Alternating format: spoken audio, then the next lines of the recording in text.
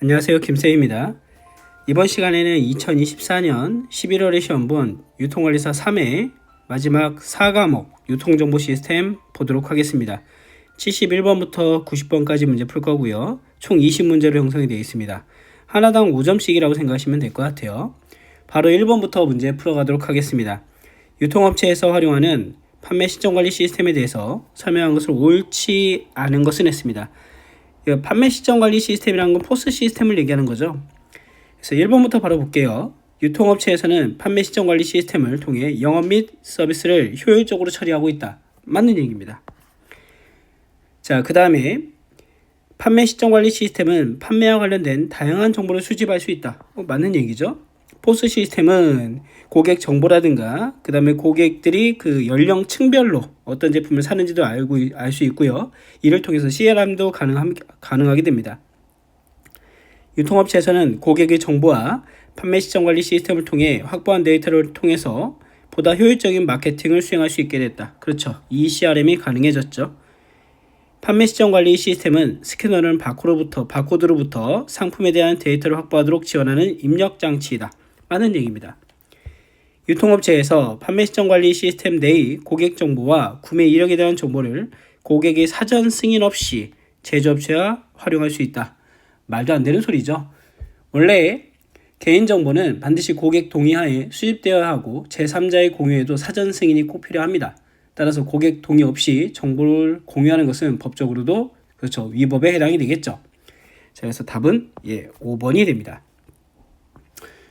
좀 더 디테일하게 한번 가볼까요? 여기서 원래는 개인정보보호법 제17조 1항에 따르면 유통업체, 즉 개인정보 처리자, 그 다음에 고객 정보 주체자의 동의를 받은 경우에만 개인정보를 제3자에게 제공할 수 있다라고 법으로 정하고 있습니다. 다시 한번 봤고요. 72번 QR코드, 이건 별표 치겠습니다. QR코드는 한 문제 나온다고 보시면 돼요. QR코드에 대한 설명, 가장 옳지 않은 것은 했습니다. 바코드와 동일한 양의 자료를 표현하려면 QR코드는 사각형 모양이 더 커야 된다. 말도 안 되는 소리입니다. 1번이 바로 답을 찾아낼 수 있었어요. 원래 QR코드의 정의를 보면 바코드보다 훨씬 더 많은 정보를 담을 수 있도록 설계된 거예요. 그죠? 그리고 QR코드는 2차원 매트리스 코드다 보니까 특징이 여러 개가 있는데 빠른 인식 속도, 그 다음에 정보 손실에 대한 대비 오류 정정이 가능한 기능을 탑재하고 있고요. 360도 회전 인식이 가능하다는 특징이 있습니다. 그 다음에 고용량의 데이터를 저장 가능하다라는 게 있기 때문에 여기 나머지 2번부터 5번까지 지문도 시험 문제에 정말 많이 나오는 지문입니다. 읽어보면 QR코드는 일부분이 손상되어도 인식이 높은 편이다. 맞는 얘기. QR코드는 바코드에 비해 저장할 수 있는 정보량이 많습니다. QR코드는 숫자, 영문자, 한글, 한자 등 다양한 데이터를 처리하는 것이 가능합니다. QR코드는 360도 어느 방향에서든지 인식이 가능하다라는 거죠. 그래서 답은 1번이다. 체크하고 넘어가시면 좋을 것 같아요. 자, 그 다음에 73번 문제입니다. 73번 같이 이렇게 법 문제가 나오면 한번 보고 넘어가시는 거예요. 얘를 암기할 수가 없어요. 왜냐하면 법들이 너무 많다 보니까 우리나라는 데이터 이용에 관한 규제 혁신과 개인정보 보호 협치 체계, 정비 문제를 해결하기 위해 관련법을 개정했다고 합니다. 아래 글상자에서 데이터 3법이라고 나와 있죠. 데이터 3법에 해당하는 법률을 모두 나열한 것으로 옳은 것은 했습니다. 우선 데이터 3법은 개인정보보호법, 그 다음에 정보통신망 이용 촉진 및 정보보호 등에 관한 법률, 신용정보 및 보호에 관한 법률, 이 세 가지입니다. 자, 그러면 여기 해당되는 건 뭐예요? 그죠? 니은 개인정보보호법 들어가고요. 신용정보 당연히 들어가겠죠. 그 다음에 정보통신망 이용 촉진 및 정보보호, 그래서 니은, 디귿, 리을이 해당이 됩니다. 참고로 봐주시면 좋을 것 같아요. 이건 암기할 수는 없고요. 그래도 혹시나 여력이 되시는 분들은 데이터 3법은 숙지하시면 되겠죠. 74번입니다. 74번도 바로 별표 치겠습니다. 노나카의 지식 같은 경우에는 시험 문제 정말 많이 나오죠. 지식 변환 4가지. 그래서 여러분들도 아마 이 문제는 좀 많이 보셨지 않을까 생각을 한번 해봅니다. 자, 노나카의 지식 변환 유형 우선 네 가지부터 먼저 말씀을 드리겠습니다. 사회화, 외부화, 종합화, 내면화로 돼 있죠. 그래서 사회화는 쉽게 생각하면 개인의 암묵지를 타인의 암묵지로 바꾸는 겁니다. 사회화는 여기다 쓸까요? 개인의 암묵지를 타인의 암묵지로.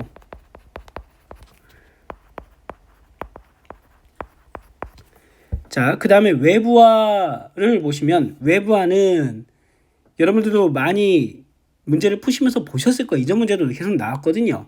여기는 개인의 암묵지를 형식지로 전환하는 겁니다. 그래서 개인의 암묵지 형식지로. 암묵지는 자기가 익히고 있는 걸 암묵지라고 부르고요. 형식지는 표현한 겁니다, 여러분. 표현한 거.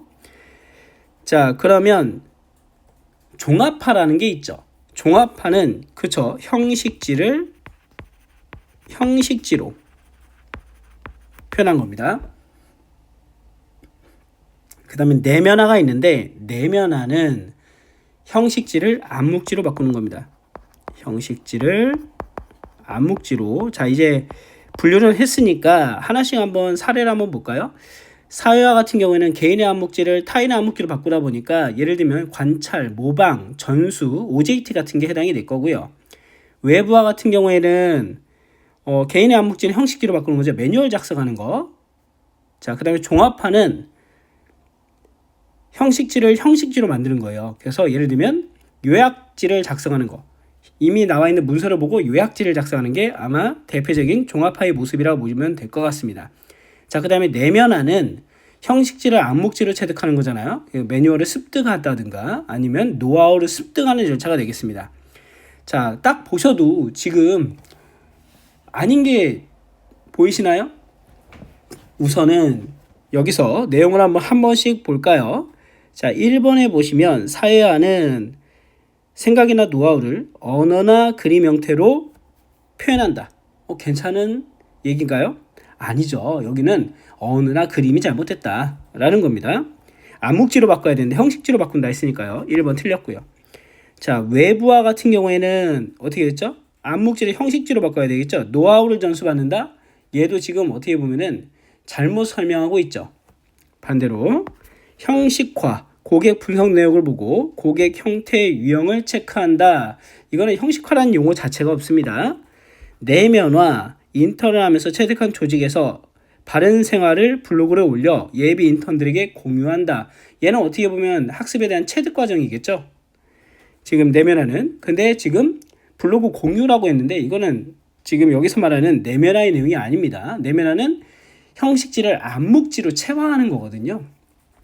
들렸고요. 종합화, 형식지에서 형식지를 얻는다. 답은 5번이네요. 우선은 74번 문제를 여러분들 보시면서 사회화, 외부화, 종합화, 그 다음에 내면화를 갖다가 잘 기억해 주시는 게 좋을 것 같습니다. 75번도 별표 한번 칠까요? 원래 75번 문제는 여기 문제가 아닌 것 같고요. ERP에서 나오거나 아니면 정보 시스템에서 최근에 나오고 있는 문제인데 이런 문제들이 추가되고 있어요. 그러니까 다른 자격증이나 다른 과목에서 나오는 최신화된 문제들이 들어오고 있다. 자, ERP 발달 과정을 한번 보겠습니다. 처음에 ERP라는 건 전사적 자원관리 시스템은 1970년대에 그쵸, MRP부터 시작을 했죠. 자재를 갖다가 어떻게 아끼면 좋을 것인가 라는 생각에서 우리가 흔히 말하는 자재 소요 계획에서 시작을 했습니다. 자, 생산에 필요한 자재를 언제 얼마나 쓸 것인지 이게 1970년대고요. 1980년대는 MRP2라고 해서 제조 자원 계획으로 넘어갑니다. 총 비용을 관리하는 차원으로 넘어간 거죠.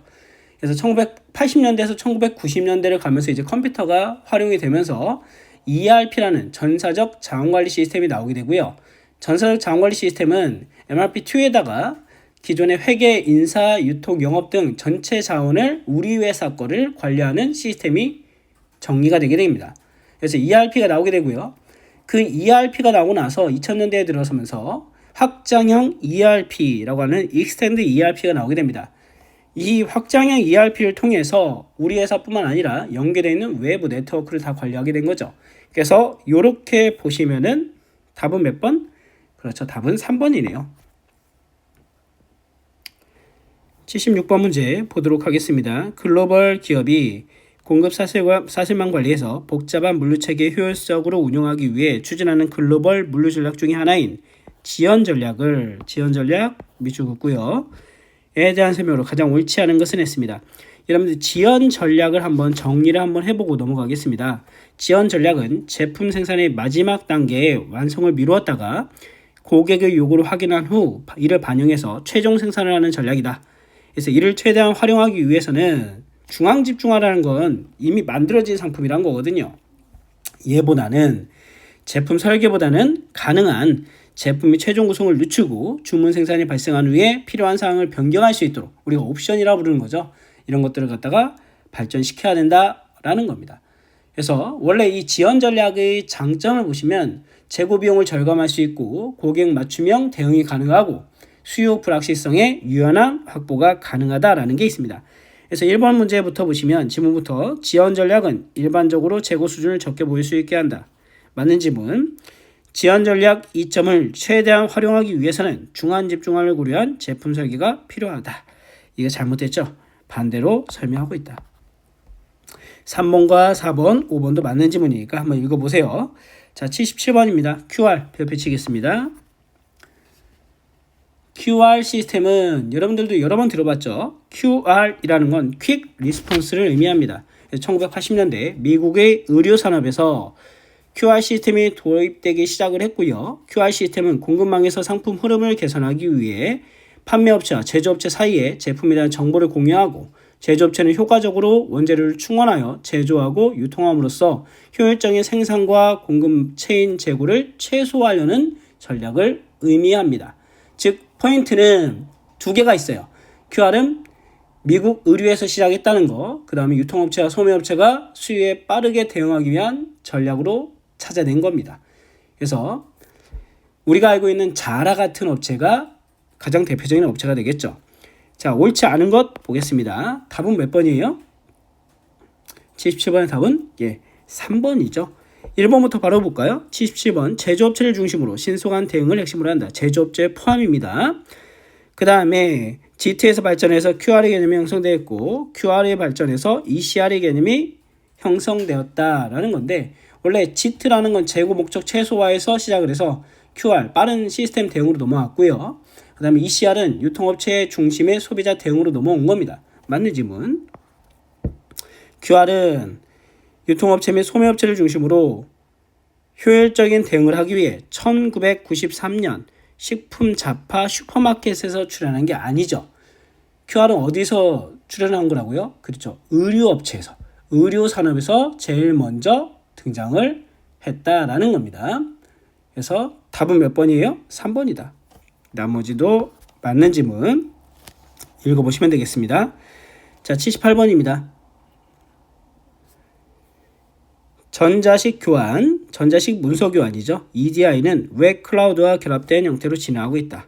EDI에 관련된 내용으로 가장 옳지 않은 것은 했습니다. 자, 1번부터 바로 보겠습니다. 기업 간의 전자상거래 서식 또는 공공서식을 서로 합의해서 표준화된 표준 서식에 따라 메시지 형태로 변환해 당사자끼리 통신이 가능하도록 한 교환 방식을 의미한다. 맞는 얘기예요. 정의가 잘 설명되고 있으니까 정의를 잘 보시면 좋을 것 같습니다. 2번 통신 링크를 통해 한 컴퓨터의 어플리케이션에서 다른 컴퓨터 어플리케이션으로 사전 정의된 형식의 전자 데이터를 전송하는 방법. 맞는 얘기. 웹 EDI 서비스는 전 세계 어디에서나 이용 가능하다는 장점에 비해 고가의 특별한 접속 프로그램이 필요하다? 이거 말이 안 되는 거죠. EDI는 그 접속이 간편하고 특별한 프로그램 없이 브라우저만으로도 가능합니다. 기존의 EDI 그 한계를 좀 보완한 게 웹 EDI죠. 그래서 여기서는 이 문제 내용이 잘못됐다. 그리고 기존의 EDI보다도 훨씬 더 유효성도 높고요. 그 다음에 클라우드 인터넷 접속만으로 가능하다 보니까 클라우드의 장점, 현재 시점에서 보안도 좀 강화가 된 거죠. 답은 그렇죠. 3번이 답이 됩니다. 한번 체크를 해보시면 좋을 것 같습니다. 자, 79번. 아래 글상자의 신규 고객 창출 프로세스를 순서대로 나열한 것으로 옳은 것은 했습니다. 자, 79번 같은 경우에 여러분들 그냥 암기예요, 암기. 얘는 암기입니다. 우선은 제일 먼저 뭐 하면 좋을까요? 체크하고 넘어갈게요, 그냥. 바로 1번 잠재 고객 특성을 파악합니다. 자, 그 다음에 2번 뭐 하면 돼요? 잠재 고객을 확보해야 되겠죠. 그 다음에 3번 잠재 고객을 선별하고, 그 다음에 그 선별된 고객에 대한 니즈를 파악하고 가치를 창조하고 가치를 제한하고, 그죠? 그 다음에 신규 고객 및 사후 관리를 한다라고 되어 있습니다. 원래 그 79번 이렇게 나왔는데 실제 교과서나 다른 데서는 또 다르게 표현하는 것도 있어요. 비슷한데 다른 형식으로 표현한 게 있습니다. 예를 들면 뭐 타겟을 설정한다, 고객 데이터를 확보한다, 니즈를 파악한다, 맞춤형 제안을 한다, 반응을 분석한다, 그리고 전환한다, 이렇게 나왔거든요. 같은 내용이다. 답은 1번으로 보고 넘어가면 됩니다. 자, 80번 아래 글상자에서 설명하는 전자지갑형, 전자화폐. 전 이건 잘 모르겠어요. 이게 세모하고 넘어갈게요.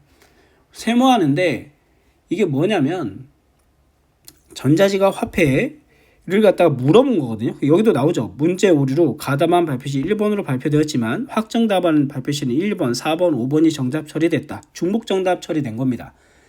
여기서도 지금 내용은 결제 방식은 메인 서버 구동이 전자지갑 재충전 가능하다. 특징으로는 다운로드하지 않고 전자지갑으로 각 사이트에 포인트를 적립하여 사용한다 라고 되어 있는 건데, 여기서 원래 답은 엔캐시래요. 엔캐시 자체가 충전식으로 별도 다운로드가 필요 없는 전자화폐 지불 솔루션을 의미한다 라고 되어 있습니다. 근데 4번, 5번, 1번, 4번, 5번 다 답으로 인정된다 라고 하는 건데, 뱅크타운은 다운로드형 전자지갑은 똑같아요.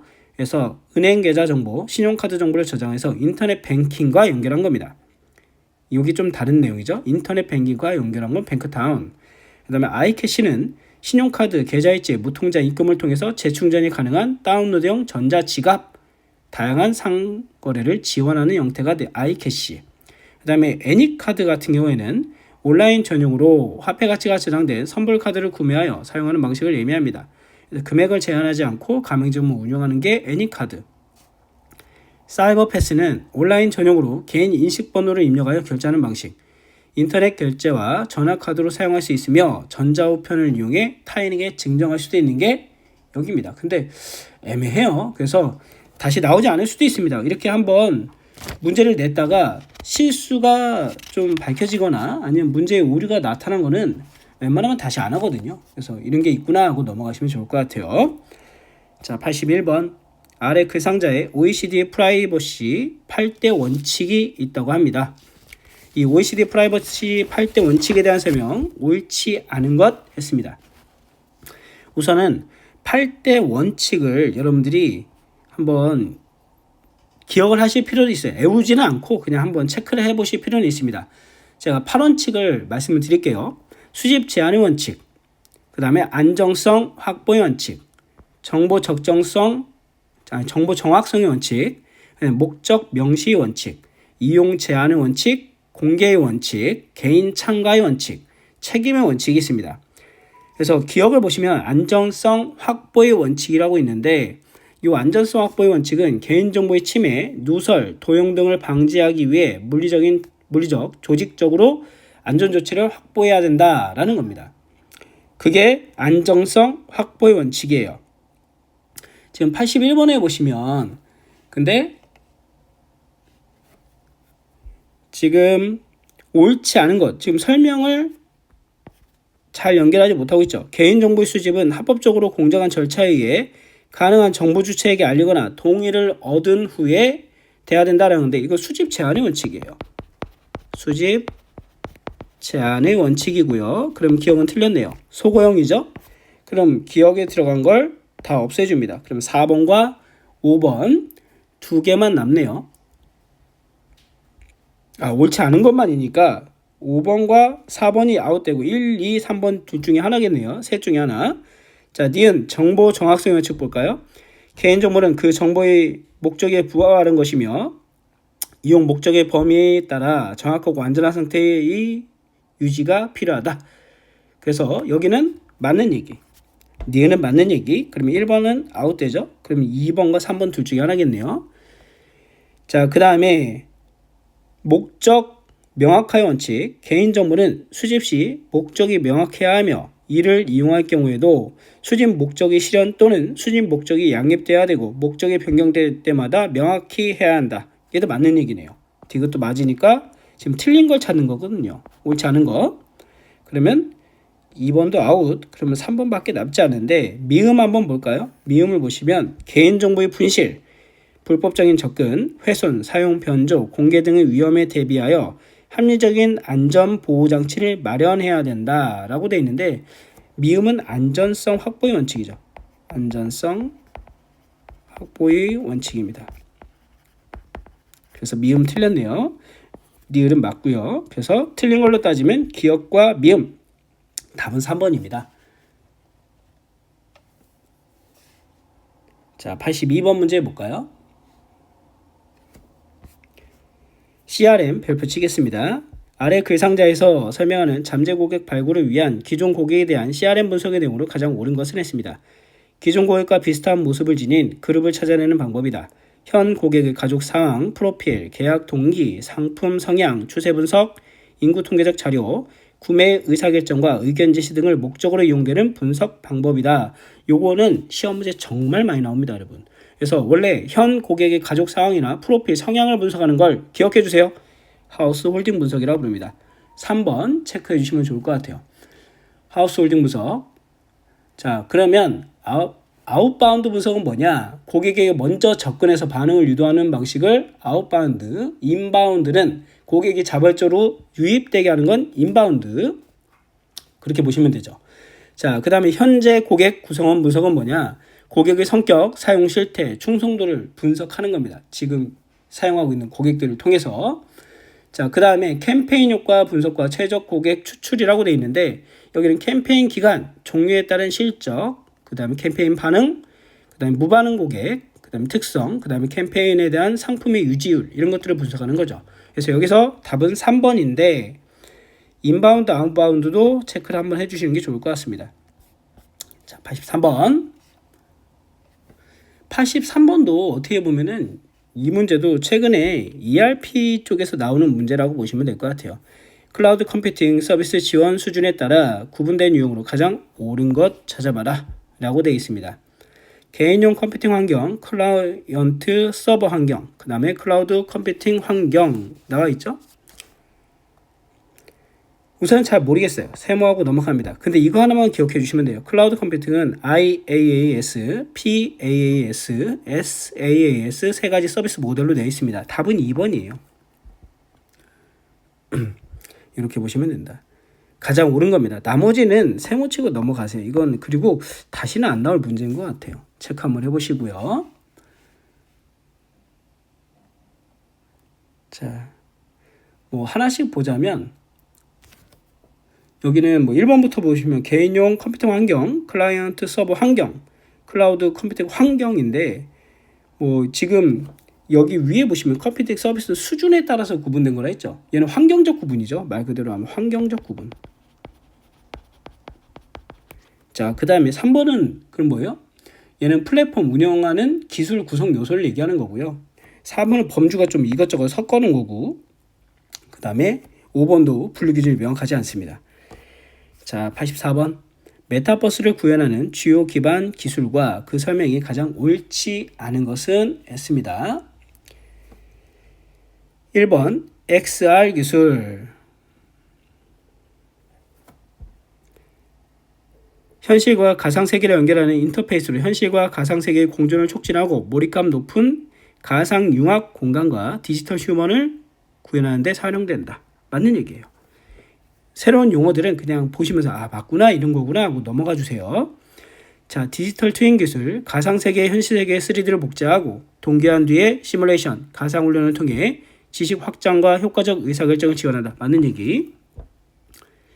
그 다음에 블록체인 기술, 메타버스 창작물에 대한 저작 권리를 사용자 신원 및 데이터 프라이버시 보호, 콘텐츠 이용 내역 모니터링, 저작권료 정산 등을 이용하는 데 활용이 된다. 괜찮습니다. 인공지능 기술, 이용자의 요구나 수요 변화에 따라 컴퓨팅 자원을 유연하게 배분한다 라고 되어 있는데 얘는 지금 84번 같은 경우에는 현재 지금 이 지문 자체가 원래는 잘못 설명되고 있죠. 그죠? 원래는 지금 AI는 뭐예요? AI는 인공지능 기술은 우리가 알고 있는 인공지능 기술은 사용자 분석과 인터랙션에 초점을 두고 컴퓨터 자원의 유연한 배분은 하는 것은 얘는 클라우드에 대한 내용이지 AI가 아니에요. AI는 그럼 뭐냐? 지금 원래대로 따지면 정에서 나오는 걸 보시면 뭐 오히려 이용자의 행동을 예측하고 컨텐츠를 추천하고 그 다음에 음성이라든가 인식하고 자연어 처리하는 것들 이런 것들을 얘기하는 게 AI가 되겠죠. 그래서 오히려 4번은 뭐에 더 가깝다? 그쵸? 클라우드 서비스에 가깝다. 클라우드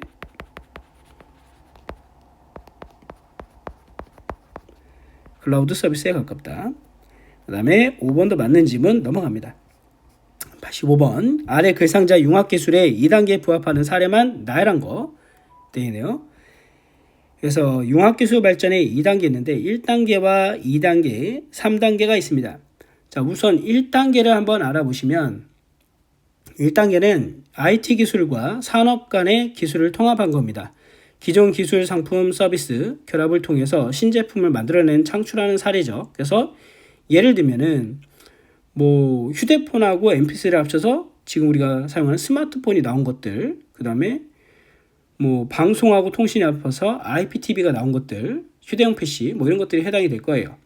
자, 2단계는 IT와 이종 기술이 산업 간에 융합된 것을 의미합니다. 그래서 기존의 한계를 극복하고 신시장을 창출한 사례인데 IT 플러스 자동차에서 뭐 우리가 알고 있는 자율주행 자동차, 지능형 자동차가 나온 거, 그 다음에 IT 플러스 로봇에서 뭐 팩토리 있죠? 스마트 팩토리가 나온 거, 그런 것들이 해당이 될 것 같아요. 자, 3단계는 IT 기술이 화학적 융합이라 해가지고 미래사회에 필요한 신상품, 신서비스에 대한 융합 기술을 얘기합니다. 미래TV 이렇게 얘기하거든요. 그래서 여기서 가장 옳은 것 지금 2단계라고 물어봤죠. 2단계 하는 것 중에 가장 맞는 거는 그럼 뭐예요? 그쵸, 3번에 있는 IT 융합, 지능형 자동차, 수중 에너지 탐사 로봇이 해당이 될 겁니다. 한번 체크를 해보시면 될 것 같아요. 85번의 답은 3번입니다. 자, 86번. 아래 글상자에서 설명하고 있는 데이터베이스의 종류로 가장 옳은 것은 했습니다. 모자 집합이라는 레코드 간의 구자를 가지며 자 레코드가 복수의 모 레코드를 갖는 복잡한 표현도 가능하다. 데이터베이스로 표현력은 좋으나 다소 복잡하여 사용이 어렵다라고 했습니다. 이거는 솔직히 애울 건 아닌데요. 여러분이 그냥 세모 치고 그래도 개념을 간단하게 체크한 다음에 여력이 되시는 분들은 보시는 것도 괜찮습니다. 자, 86번의 답은 우선은 4번이라고 체크를 할게요. 4번이라고 먼저 체크를 하고요. RDB 같은 경우에는 관계형 데이터베이스라고 부릅니다. 행과 열로 구성된 표를 통해서 행과 열 상관관계를 정의하는 관계형 모델을 얘기하고요. HDB 같은 경우에는 관계형 데이터 관계를 트리 구조로 정의하고 상위 레코드가 복수 하위 레코드를 갖는 구조라고 보시면 될 것 같아요. 자, 그 다음에 비정형 데이터베이스라고 부르죠. NoSQL이라고 부르는 거. 그래서 비관계형 데이터베이스 저장소. 기존의 전통적인 방식과 RDB와는 다르게 설계된 데이터베이스. 이렇게 체크하시면 되겠습니다. 그 다음에 OODB 같은 경우에는 객체 지향 프로그래밍 기술을 도입해서 세상에 존재하는 모든 정보를 객체로 저장하는 데이터베이스. 답은 4번이에요. 참고로 봐주시면 좋을 것 같고요. 87번. 87번도 CRM이 나왔는데 여러분들 제가 말씀드린 것처럼 CRM은 암기해 주셔야 돼요. 가장 옳지 않은 것입니다. CRM은 신규 고객을 창출, 기존 고객을 유지, 기존 고객 강화에 이용된다. 맞는 얘기죠? 맞는 얘기. 기업에서는 장기적인 측면의 고객 강화보다는 단기적 측면의 강화를 위해 CRM을 도입하고 있다. 아니죠, 여러분들. 단기 배출이 아닌 CRM은 장기적 고객 관계 관리가 구축의 핵심입니다. 그래서 이거를 갖다가 체크해 보시면 좋을 것 같아요. 목표는 뭐냐? 고객 충성도를 향상시키고 생애 가치를 극대화하고 맞는 맞춤형 서비스를 제공하는 거죠. 답은 2번. 나머지도 읽어보시라. 88번. 88번에 보시면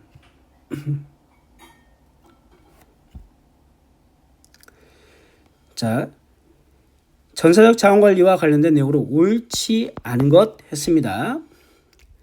88번 문제도 우리가 온 프레미스라고 나왔는데 온 프레미스에 대한 내용을 한번 기억을 하고 넘어가시는 게 좋을 것 같아요. 왜냐하면 지금 보다 보면 5번 지문에 온 프레미스라고 단어가 새로 나온 게 나왔죠. 나머지는 어려운 단어가 없어요. 1번부터 보시면 ERP 목적은 통합 관점에서 정보관리다. 괜찮아요. ERP는 회계, 재무, 조달, 프로젝트 관리, 공급망 관리, 비즈니스 전사적으로 관리한다. 맞는 얘기. ERP는 여러 비즈니스 프로세스를 한데 묶어서 각 프로세스를 흐름을 가능하게 해준다. 맞는 얘기. 자,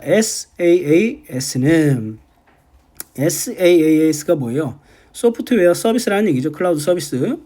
온프레미스 ERP에 비해 초기 착수 비용이 상대적으로 적게 사용된다. 여기서 그러니까 온프레미스에서 막히는 거예요. 그럼 온프레미스가 뭔데 이렇게 되는 거죠. 온프레미스는 조직 또는 사용자 내부 시설에 소프트웨어 및 하드웨어를 설치 운영하는 겁니다. 다른 말로 하면 우리가 초기 투자를 많이 해서 회사 내부에서 아예 자체 프로그램을 만들겠다는 게 온프레미스 방식이거든요. 얘는 그 대신에 장점은 있죠. 기밀을 갖다가 유출을 방지할 수 있어요. 그리고 커스터마이제이션, 즉 자기가 마음대로 바꿀 수 있어요. 하지만 그쵸, 인프라와 관리 비용이 많이 들겠죠. 그래서 여기 4번에 나오는 SaaS, 아까 이건 뭐라고요? 클라우드죠. 즉 위탁 외주라는 얘기입니다. 즉 외주 방식이 자체 생산 방식보다 당연히 비용이 적게 소요된다. 4번 맞는 지문이죠. 하지만 ERP는 SaaS ERP에 비해 즉각적인 확장성과 안정적 운영이 보장된다는 장점이 있다. 이게 뭐냐면 확장성이라는 거는 지금 확장성은 좀 낮죠. 왜냐하면 내가 확장성이란 건 내가 필요할 때마다 시설을 증축할 수 있다는 건데 비용이 많이 들 테니까요. 그래서 오히려 확장성 부분에서 좀 낮다라고 보시면 되겠습니다. 답은 5번이라고 보시면 되겠죠. 자, 89번. 아래 글상자에 괄호 안에 들어갈 용어로 옳은 것 했습니다. 괄호 안에 클라우드 상에 AI를 얘기하는데 온 디바이스 AI를 얘기하는 것 같아요. 그래서 사용자 디바이스 안으로 이동하는 것의 의미를 가지며 단기적으로 사용자의 일상적 언어를 잘 이해하는 음성 UI, 실시간 통역과 같은 기능 관점에서 Gen AI 이렇게 나오는데 Gen AI 이라고 불러도 될 것 같고요. 중장기적으로 개인화 맞춤형 AI로 에이전트로 진화할 것이다. 나와 있습니다. 얘는 우리가 보시면은 온 디바이스 AI라고 불러요. 그래서 온 디바이스 AI라는 게 뭐냐면 생성형 인공지능을 클라우드 서버가 아닌 디바이스 자체 스마트폰에 실행하는 기술을 얘기하죠. 그래서 보안성이 높고 반응 속도가 빠릅니다. 이거는 제가 봤을 때는 일부러 낸 지문이 아닐까. 왜냐하면 실제 그때 기사에서 많이 나오고 있었거든요. 2024년 11월쯤에 삼성에서 휴대폰을 내는데 자체 휴대폰에 탑재된 AI가 나오니 많이 막 그런 얘기가 있었거든요. 그때 나왔던 문제인 것 같습니다. 그걸 우리가 온 디바이스 AI라 부릅니다. 하나 체크를 해주시면 좋을 것 같고요. 나머지는 넘어가겠습니다. 자, 그 다음에 90번. 다음 보기에 제시된 4가지 개념을 가치가 낮은 개념에서 높은 개념으로 나열한 것 했습니다. 제일 가치가 낮은 건 데이터죠. 데이터는 가치가 상당히 낮습니다. 이 데이터를 가공하면 정보가 되죠. 그죠? 데이터를 가공하면 정보가 되고요. 그 다음에 이 정보를 갖다가 일정한 규칙, 경험, 가치 등을 포함하게 되면 지식이라는 게 됩니다. 이를 패턴화한 지식을 갖다가 우리가 지혜라고 부르죠. 그래서 순서로 보면 3번이 맞다 라고 봐주시면 좋을 것 같아요.